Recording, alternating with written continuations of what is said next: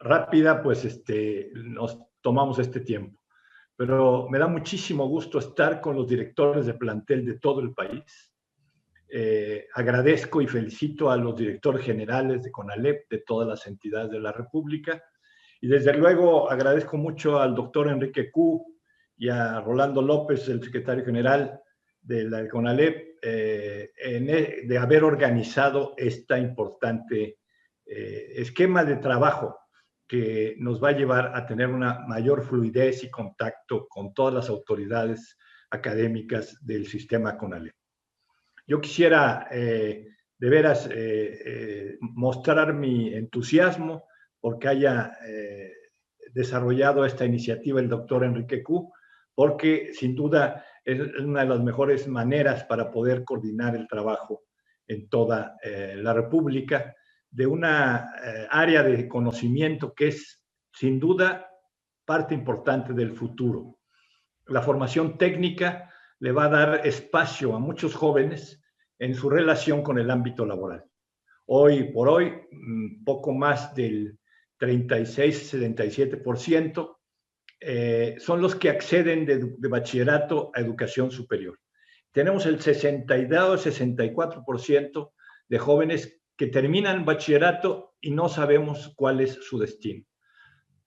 La mayor aportación que hace CONALEP es de ofrecer la formación como técnico profesional, porque esa es una arma, un instrumento para poder hacer que el joven que a los 18, 19 años se enfrenta con la vida, tenga armas suficientes para iniciar su proceso de trabajo a través de una formación sólida laboral, técnica, que le posibilita desarrollar sus habilidades como técnico en la vida profesional. Sin duda, a México le hace falta a estos técnicos y CONALEP hace una gran aportación. Y son técnicos en la gran diversidad de carreras que el CONALEP ofrece, que se adaptan a las regiones y a los específicos espacios de trabajo que se requieren en cada entidad. Por eso el CONALEP tiene que ser una institución flexible, adaptable para estos propósitos. En esta ocasión, yo quiero comentarles y mostrarles una iniciativa que acabamos de desarrollar apenas la semana pasada. La dimos a conocer en el Consejo Nacional de Autoridades Educativas y es una iniciativa que trata de rescatar lo último que dijo el doctor Enrique Koo. Nuestros estudiantes. De pronto, en marzo 14 a 22, despertamos en una pesadilla. Teníamos que abandonar las aulas. Y abandonar las aulas implicaba saber cómo íbamos a tener continuidad en el trabajo educativo.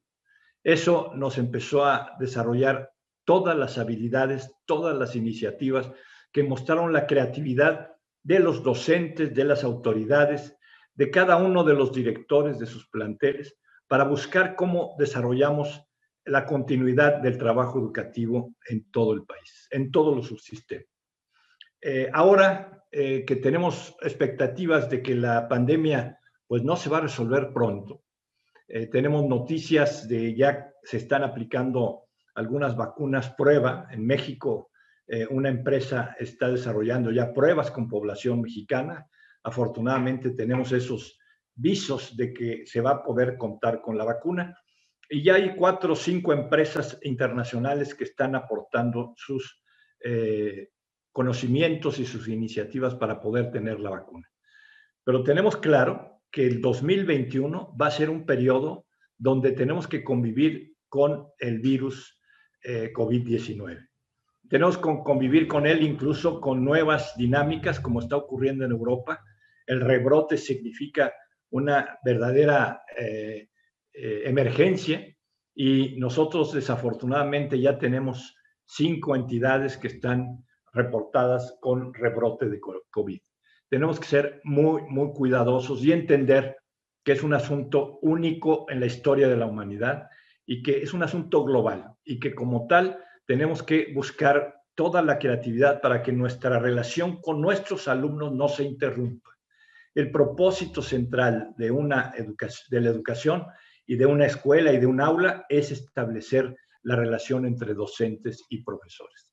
De eso les quiero hablar en esta ocasión, de una serie de sugerencias que queremos que ustedes las discutan y adapten a sus realidades específicas. Pero queremos señalar los aspectos generales específicos que ponen a los alumnos en el centro. Me voy a permitir compartir una presentación que les tengo preparada.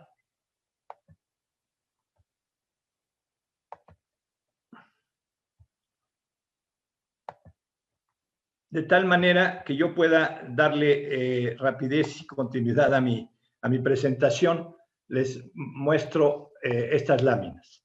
La idea es que en el tiempo de la pandemia tenemos que hacer todo lo posible por mantener la continuidad del proceso educativo. El centro del aprendizaje es el estudiantado.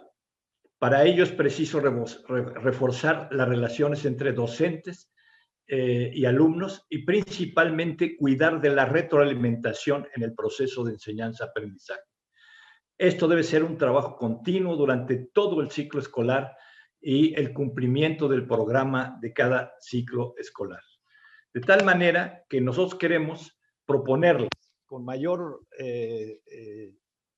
interés que cuiden de estos elementos de los que vamos a hablar, para poder garantizar la continuidad del aprendizaje, la retroalimentación entre alumnos y docentes en condiciones académicas laborales que son y normativas que son especiales. O sea, de pronto nos encontramos en la necesidad de trabajar con nuestros alumnos desde espacios a distancia. Y esto tenemos que considerar. Tenemos que pensar claramente en el acompañamiento solidario y el reconocimiento de las condiciones extraordinarias, sociales, económicas, laborales y emocionales de cada familia, de cada estudiante con su familia que está viviendo en estos momentos. Hoy tenemos desde marzo encerrados en casa, debidamente cuidando la salud. La educación, a través del liderazgo del maestro Esteban Moctezuma, tomó las primeras precauciones para impedir la expansión de la pandemia. Desafortunadamente, los efectos han sido mayúsculos y tenemos una cantidad de personas que se han ido producto de esta pandemia. Pero afortunadamente cuidamos la salud de los niños y las niñas, y uno de los efectos que ha tenido estos cuidados es que el impacto de los contagios y las defunciones han sido menores en la población de 0 a 23 años. Esto es una gran aportación de la Secretaría de Educación en el proceso de pandemia. Por eso debemos pensar en estas condiciones y debemos diseñar lo que va a ser la escuela del nivel medio superior, no solo durante la pandemia, sino además a partir de la pandemia. ¿Qué acciones sugerimos para atender esto? Primero, garantizar la comunicación con todas y todos los estudiantes de acuerdo a sus condiciones y contextos. Los docentes deben de integrar lo más pronto posible y tenerlo a la mano un directorio de los estudiantes, sus datos de contacto, sus domicilios y su teléfono y su correo electrónico. Afortunadamente hemos tenido un proceso muy acelerado, como dijo la directora de Tlalpan, en el que los estudiantes, la mayoría ya tiene su cuenta de correo electrónico. Utilicemos esos elementos para mantener una relación y un contacto permanente. Los directivos deben apoyar a los docentes, y todos ustedes, señores y señoras directoras, tienen que apoyar a los docentes para que tengan como material fundamental esta lista de alumnos con contactos de cada uno de sus integrantes de sus grupos. Antes era muy sencillo porque el docente llegaba a un salón y ahí llegaban alumnos y alumnas para poder atender las indicaciones del docente. Hoy tenemos que procurar que el docente establezca contacto con ellos y no pierda esta relación para poder mantener la continuidad de la reunión. Esto se tiene que hacer en una coordinación permanente entre los integrantes del plantel, entre las integrantes de las áreas académicas o áreas de trabajo. Por ello, los directivos deben de organizar periódicamente reuniones virtuales entre docentes, entre áreas y su personal docente y sus estudiantes, de tal manera que puedan establecerse los mecanismos de coordinación y comunicación con ellos. Hoy, esta ventaja que nos da el trabajo virtual, como hoy tenemos el ejemplo. Sí, ya oímos que está Quintana Roo, si se apaga su micrófono, podríamos seguir adelante. De tal manera que estas reuniones virtuales periódicas entre docentes y directivos son muy importantes porque es lo que va a permitir al docente también mantener una comunidad de comunicación entre los integrantes de un plantel. Y esto tenemos que trasladar de la reunión de un salón a la reunión de un grupo virtual. Les decía que hoy estamos en esta nueva y sorprendente realidad, donde hoy sin más tenemos conexión con todos los directores de plantel del país, con todos los directores generales, y podemos hacer varias reuniones como lo están provocando en el proceso de la creación de la Academia de Directores de CONALEP, como un trabajo ejemplar que nos lleva a superar las condiciones que tenemos que tener para el trabajo docente. Por eso, en estas reuniones virtuales hay que revisar avances, dificultades, definir acciones y estrategias para mejorar y dar seguimiento y su instrumentación a nuevas iniciativas. Es un proceso de nueva creatividad permanente. Tenemos que identificar en los estudiantes sus condiciones de trabajo, espacios, materiales y recursos, conectividad, en fin, libros, biblioteca, todo lo que necesita el estudiante para trabajar. Y necesitamos nosotros como docentes adaptarnos a nuestras estrategias para poder atender esta población diferenciada. Tenemos que hacer un plan de trabajo semestral, buscar claramente los aprendizajes esenciales, las estrategias y los recursos didácticos que nos pueden llevar a lograr el aprendizaje de estos aprendizajes esenciales y cuidar mucho las condiciones socioemocionales y aprovechar el aprendizaje transversal en las estrategias de evaluación. De tal manera que tenemos que cambiar nuestra tradicional forma de trabajo. Ya no podemos anunciar que tal fecha tenemos el examen final.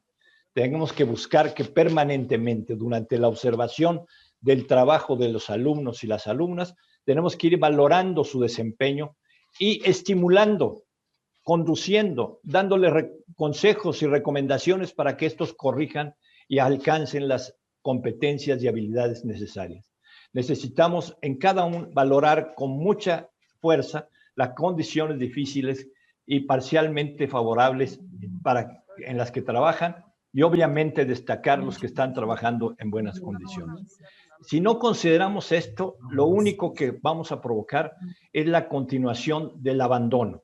Desafortunadamente tenemos en CONALEP el campeón del abandono. Tenemos el sistema que más desecha estudiantes. Desafortunadamente, lo sabemos por los datos estadísticos, pero tenemos que hacer un esfuerzo para recuperar. Y ahora con el registro del nuevo semestre, hemos tenido una gran noticia. Los alumnos de tercero y quinto semestre incrementaron su asistencia a la escuela y regresaron a la escuela. Lo que tenemos como riesgo es que los alumnos de primer año son menores a los de la generación pasada. Esto es una preocupación que tenemos que buscar. En la valoración de los grupos de estudiantes, hemos ubicado 3 grupos con los que tenemos que diseñar actividades diferenciadas.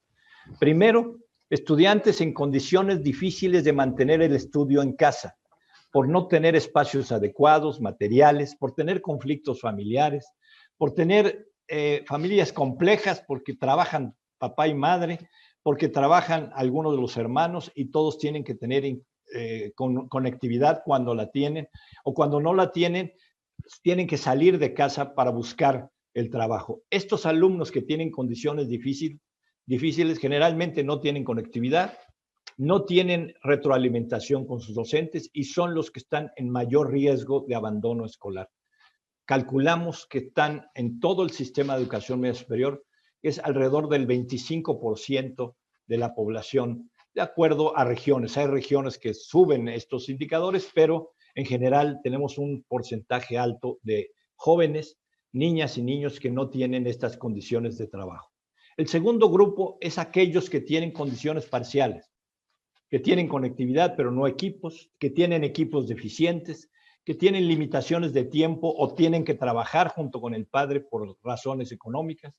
Entonces, este es un segundo grupo que hay que también atender y darle estrategias específicas para su atención. Y finalmente, aquellos estudiantes que tienen las mejores condiciones, por tener espacio, equipo, conectividad y condiciones familiares adecuadas. Pero aún con ellos necesitamos diseñar creativamente estrategias didácticas para poder llevarlos al aprendizaje necesario para el desarrollo de sus habilidades y competencias. De esta manera, nosotros proponemos esta ruta de trabajo para poder lograr la educación semipresencial a distancia o híbrida. Este proceso de valoración de los tres grupos que mencioné en la lámina anterior debe de tener en cada uno de ellos estas acciones. Primero, la selección de aprendizajes esenciales e integración del programa. Esto implica el trabajo del docente y de los docentes entre ellos por áreas y del directivo en el plantel en el trabajo de organización de sus programas, de las partes básicas del marco curricular común y de las partes específicas de las carreras técnicas profesionales. Es importante graduar aprendizajes esenciales seleccionados. No podemos trabajar como si estuviéramos en el aula. Tenemos que seleccionar los aprendizajes y métodos esenciales que el alumno tiene que llevar para el aprendizaje de vida, y esto lo tenemos que hacer en la reunión de comunidades virtuales entre docentes, docentes de áreas y entre docentes de un plantel. De aquí surgen el diseño de estrategias didácticas y de intervenciones pedagógicas diversas para cada uno de los grupos que señalamos en la lámina anterior, y de ahí buscar la selección y creación de recursos y materiales pedagógicos para poder acceder a cada uno de estos tres grupos. Aquí se tienen que definir los canales y horarios de comunicación, porque es diferente poder conectarse con un alumno que tiene conectividad, alguno que tiene parcialidad en su conexión o alguno que no la tiene.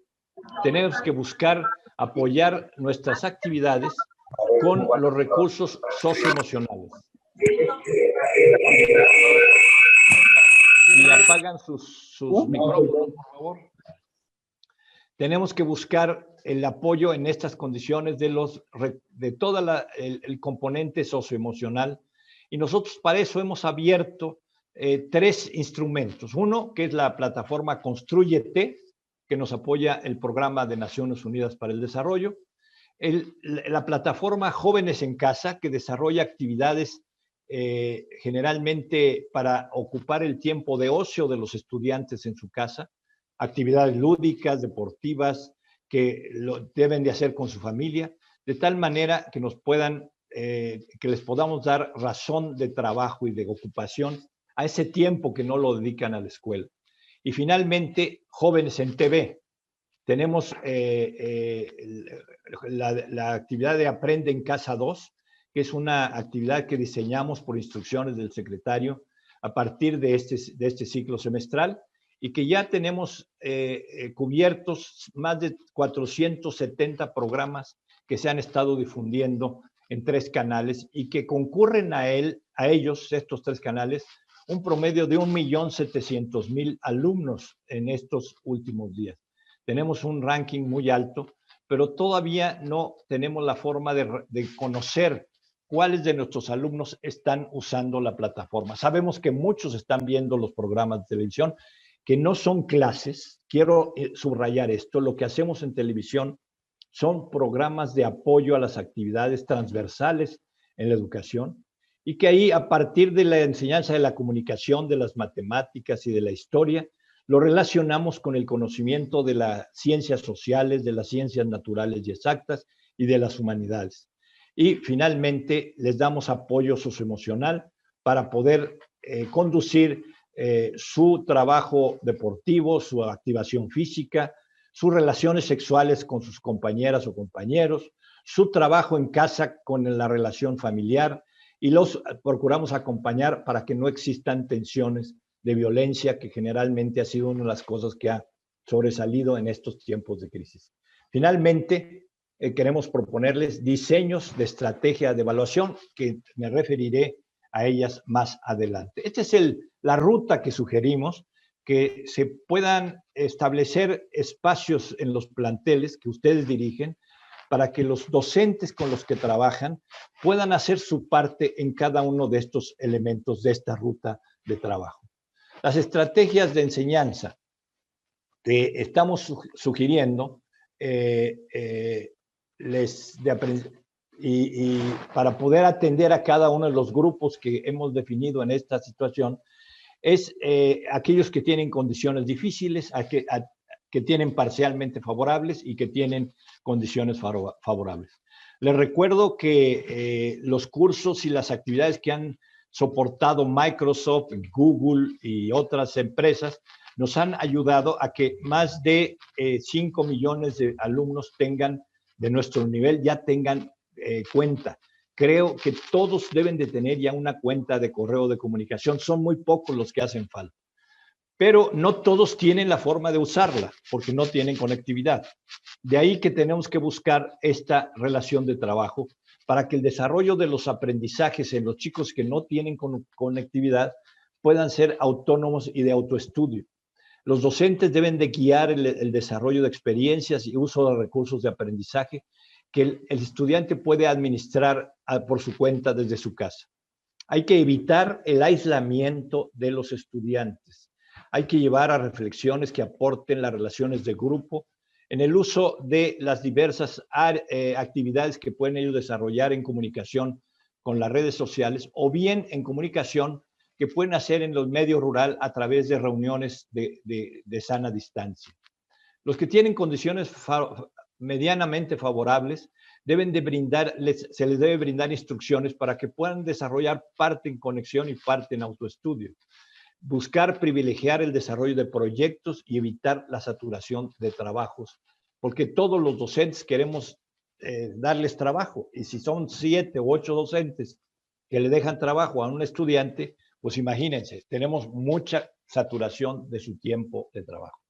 Finalmente, aparentemente los que tienen condiciones favorables tienen resueltas las cosas, pero no es cierto, porque los docentes no hemos aprendido a desarrollar actividades a distancia, utilizando la interactuación entre el alumno y el docente a través de medios electrónicos. Y lo que ha ocurrido normalmente es que le mandamos las tareas, le mandamos la guía de estudio y le ponemos fecha de entrega de trabajo. Y eso los deja igual de abandonados a los pobres estudiantes. Y finalmente los presiona porque todos los docentes pedimos los trabajos finales en una fecha determinada. Por ello es que necesitamos desarrollar estrategias adecuadas para utilizar los espacios virtuales de colaboración. Y si ya tienen conectividad, entre ellos proponerles que hagan grupos, que hagan ejercicios colectivos a través de la comunicación virtual para que puedan trabajar las indicaciones de los docentes en todo su trabajo. Hay que evitar las sesiones de trabajo que sean monólogos de los docentes.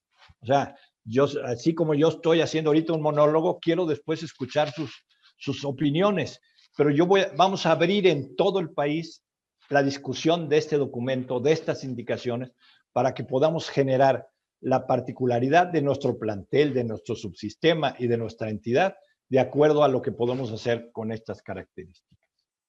Las evaluaciones que yo sugiero para poder hacer una evaluación del aprendizaje adecuado es subrayar aquellos elementos que son elementos cualitativos del aprendizaje durante la trayectoria del estudiante, reconociendo el aprendizaje para la vida.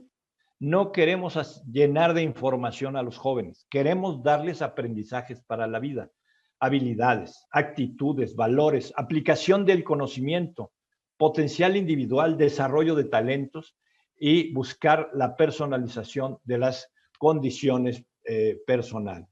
De tal manera que nosotros tenemos que buscar este propósito de la evaluación a través, yo les sugiero 9 acciones: proyectos interdisciplinarios entre asignaturas, proyectos comunitarios, grado de equidad en los procesos de evaluación, grados en que la evaluación del aprendizaje apunta hacia la continuidad educativa, apoyos especiales para la evaluación del aprendizaje de trayectoria, O sea, buscar la consideración de la calificación del alumno durante todo el proceso de trabajo del curso.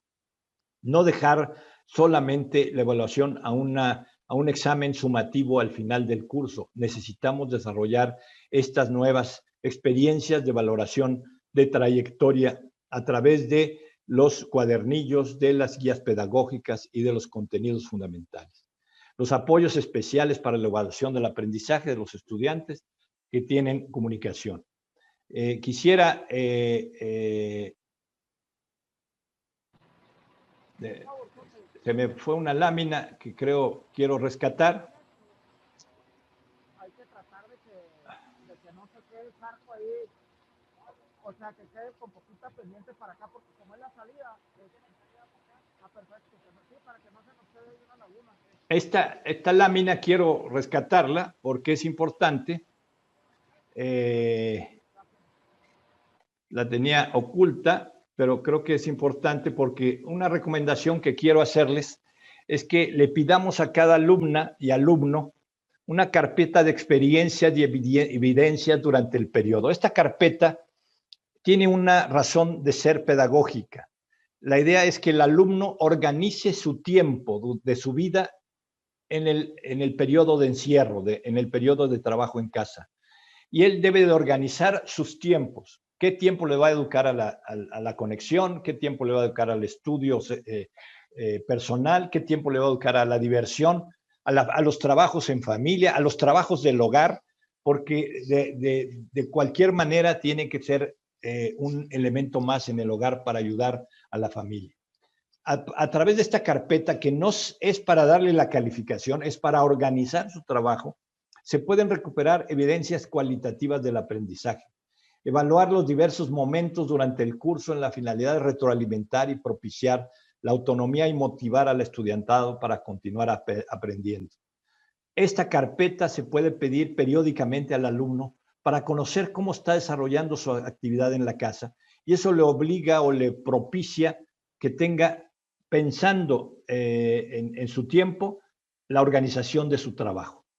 Por ello, hay que dosificar y priorizar los trabajos a fin de no saturarlos y considerar las evidencias de aprendizaje esenciales y también experiencias y conocimientos adquiridos en forma autodidacta. Aquí ya no vale la asistencia al salón, ya no hay salón de clase. Entonces, tenemos que valorar con la demostración de sus evidencias de actividad escolar durante el ciclo escolar. Estas son las sugerencias de evaluación. Y finalmente, al personal directivo y administrativo, a ustedes, señoras y señores directores, es importante salvaguardar la salud física y emocional del estudiantado y del personal que labora en el plantel. El rebrote del coronavirus está a las puertas de todas nuestras casas. Tenemos que buscar cuidarnos, cada uno de nosotros, cuidar a nuestras familias. Sabemos que hay un impacto ya en muchas familias y tenemos un reporte de personas fallecidas en el personal docente y administrativo de nuestros subsistemas, de todos los subsistemas. Desafortunadamente, eso es un proceso que va a seguir ocurriendo, pero tenemos que cuidarnos para disminuirlo, para reducir el impacto de la pandemia en nuestras familias. Hay que ser flexibles y tolerantes y respetuosos ante las diversas circunstancias que viven nuestros alumnos y ubiquen bien, he estado hablando fundamentalmente de alumnas y alumnos que atendemos cotidianamente. Hay que tener atención especial a mujeres docentes que son madres y que tienen trabajo en casa, además de a muchas alumnas que tienen que ayudar el trabajo en casa. Toda la formación social de nuestra familia le da una carga adicional a la mujer. Queremos cuidar este elemento en las docentes que se ocupan de dar clase y además de cuidar a los hijos y además de cuidar la comida y además de cuidar el hogar. Tenemos que buscar que los alumnos, sobre todo los alumnos de nuestra edad, sepan colaborar con los trabajos de la casa para reducir el trabajo para organizar más bien el trabajo de la familia. Hay que, por tanto, identificar esta diversidad de condiciones en los miembros de la comunidad escolar, fomentar acciones colaborativas, coordinar el desarrollo de estrategias de enseñanza-aprendizaje pertinentes a cada condición fortalecer las habilidades digitales de docentes y estudiantes. Vamos a mantener la continuidad de cursos en la COSDAC y en el sistema CONALEP para seguir habilitando a los docentes en el uso de las capacidades digitales y coordinar acciones de acompañamiento para estudiantes en situaciones de vulnerabilidad. Quiero pedirles atención especial a todos los alumnos en condiciones vulnerables. No queremos expulsarlos de nuestras aulas. Queremos hacerlos sentir que la relación con el docente, con la maestra y el maestro, con el profesor que les enseña técnicas para el futuro de su vida, es la perspectiva de su futuro, más que dejar esta relación de trabajo. Con esto termino mi presentación. Déjenme retirar.